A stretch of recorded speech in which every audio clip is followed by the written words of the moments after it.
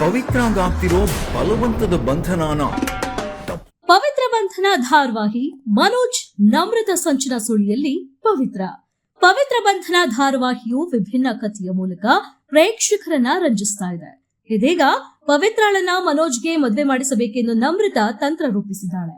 ತಿಲಕ್ ಜೊತೆ ಹಸಮಣೆ ಏರಬೇಕೆಂದು ಪವಿತ್ರ ಕನಸು ಕಂಡಿದ್ಲು. ಆದ್ರೆ ಅಪಘಾತದಲ್ಲಿ ತಿಲಕ್ ಮೃತಪಡ್ತಾನೆ. ಈ ಘಟನೆ ಬಳಿಕ ಅವಳು ಮದುವೆ ಆಗದಿರಲು ನಿರ್ಧಾರ ಮಾಡ್ತಾಳೆ.